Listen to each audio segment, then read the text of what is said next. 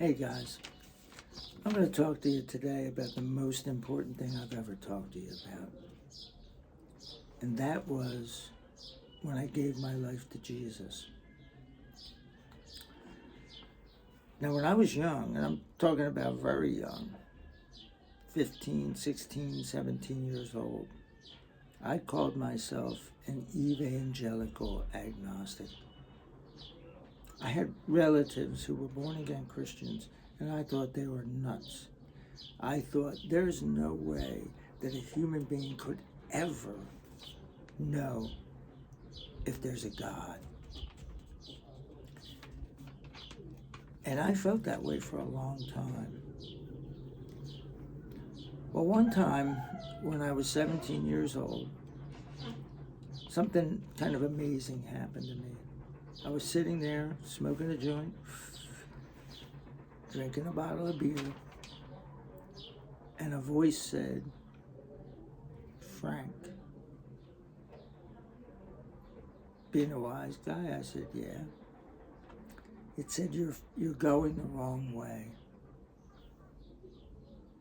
And being a wise guy, I said, "Well, what way should I go?" And as clear as day, this voice said, "Follow me." Now, I'm not talking about a voice that came, that anybody else could hear. Let's put it that way. This was just for me. And being the wise guy that I am, I went, "Oh, I have to stop smoking this stuff. I'm starting to hear voices." And for the next 25 years, when I was very unfaithful, God was very, very, very faithful. Things happened to me. I remember one time I was driving across the Cumberland Plateau with a friend. We were going out to California, and the car started spinning on ice. It went around 3 times, and it was heading right for a truck that was also spinning out. And I would see the truck go past and truck go past, and then I didn't see the truck go past. Another time, my car slid out going down Frankfurt Avenue and almost hit a wall. And I never put 2 and 2 together and said, well, maybe somebody's trying to tell me something.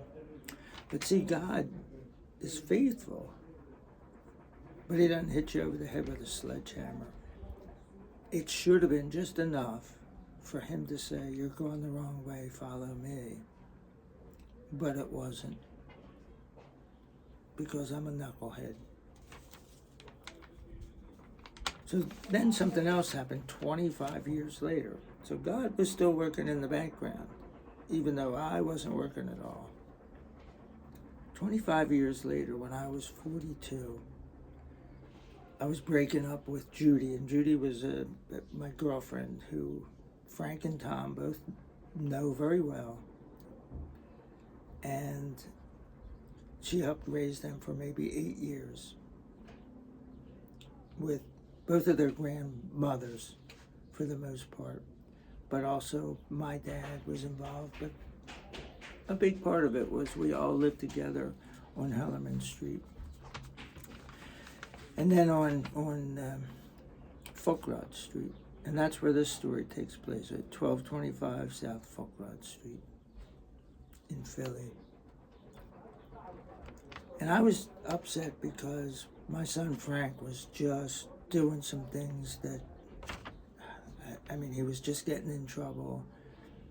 He was getting sent away places. He was getting kicked out of schools.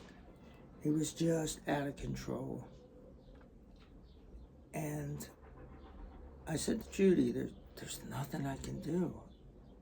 And she said, "No, there is something you can do." And I didn't understand exactly what she meant, but as she said that, it felt like she kind of lifted up off the ground a little bit. She was taller than she normally is, and her eyes were kind of glowing a little bit. She looked almost like a different person. And when that happened, that voice came to me again and said, stop. You're going the wrong way. And when that voice spoke, it felt like the Frankfurt L opening up, or a train opening up, and me being able to step on. And I put one foot on the train, and I had one foot on the station, and I had to make a decision. Are you going to go for this ride? And I didn't even know what the ride was. It was blowing my mind. Because most people give their life to Jesus and they realize that's what they're doing. When it happened to me, I had no idea. Apparently Judy did. Apparently she was supposed to tell me something. And she may have been blabbing away in the background, but I didn't hear anything that she said. And I stepped both feet on the train, and the train started to leave the station.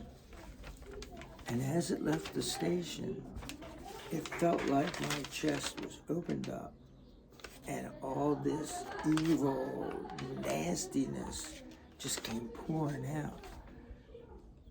And I felt clean.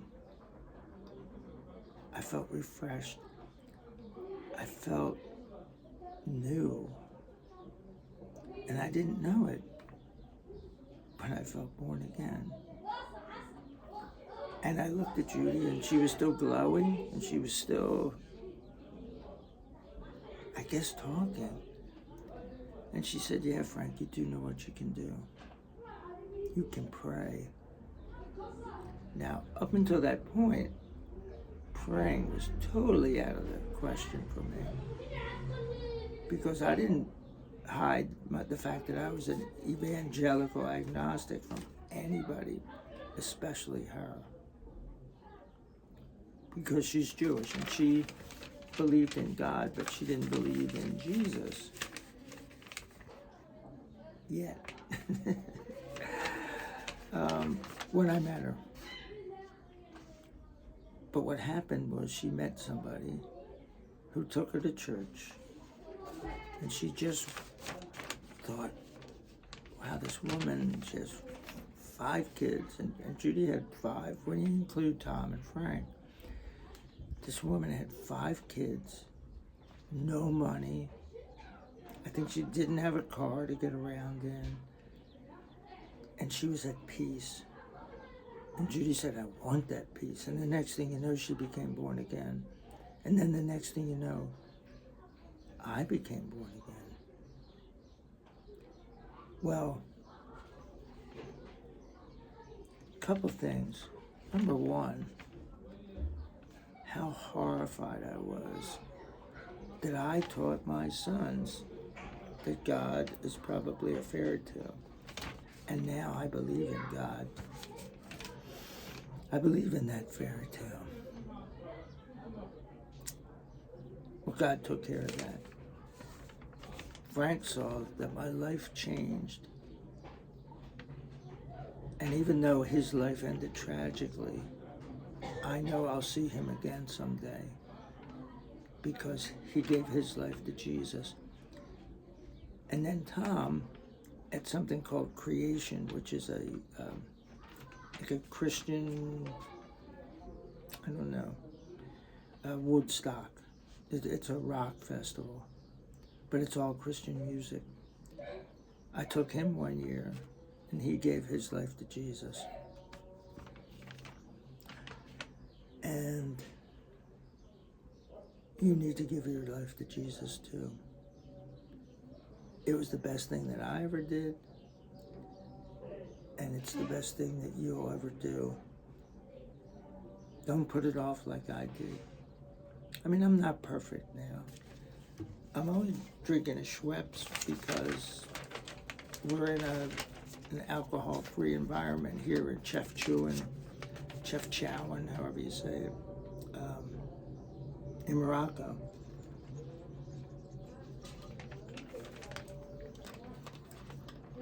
but I still drink like a fish and curse like a sailor. And now Allah says, I'm going to chime in on this. I thought I waited until he was over, but apparently he comes on again 10 minutes later.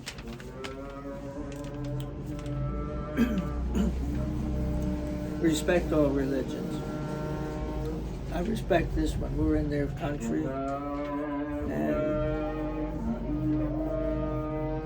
but these people all need Jesus too.